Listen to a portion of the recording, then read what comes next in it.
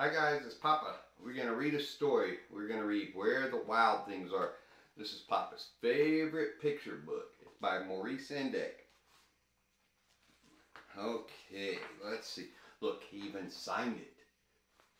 That makes me very happy. I'm happy to share this book with you. He even drew the pictures for this book. That's what makes it so fun. Okay, so Where the Wild Things Are. The night Max wore his wolf suit and made mischief of one kind and another. And you see Max chasing his dog. He's got a fork. Look at the picture of that monster up on the wall.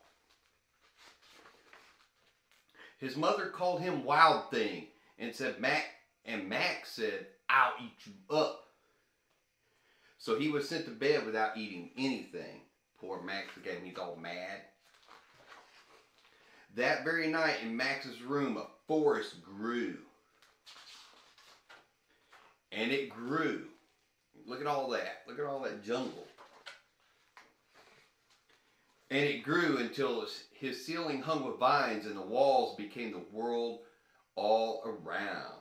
So now Max is the monster in his little wolf costume and he's in the woods. And an ocean tumbled by with a private boat for Max, and he sailed off through the night and day. And in and out of weeks, and almost over a year, to where the wild things are. Look at that big sea monster. And when he came to the place where the wild things are, they roared their terrible roars, and they gnashed their terrible teeth, and they rolled their terrible eyes, and they showed their terrible claws. Till Max said, "Be still," and tamed them with a magic trick of staring into their yellow eyes without blinking once. And they were all frightened and called him most wild thing of all. And they made him king of all wild things. And now, cried Max, let the wild rumpus start. And you see all the monsters about to have all the fun.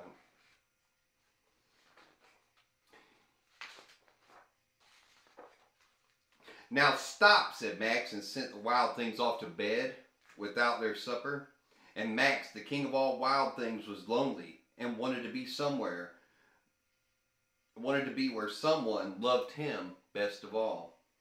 Then all around him, from far across the world, he smelled good things to eat. So he gave up being king of where the wild things are. But the wild things cried, "Oh, please don't go. We'll eat you up. We love you so." And Max said no. The wild things roared their terrible roars and gnashed their terrible teeth and rolled their terrible eyes and showed their terrible claws. But Max stepped into his private boat and he waved goodbye. And he sailed back over a year and in and out of weeks and through a day. And in the night and into the night of his very own room where he found his supper waiting for him. And it was still hot. Where the Wild Things Are by Maurice Sendak. Papa loves you very much.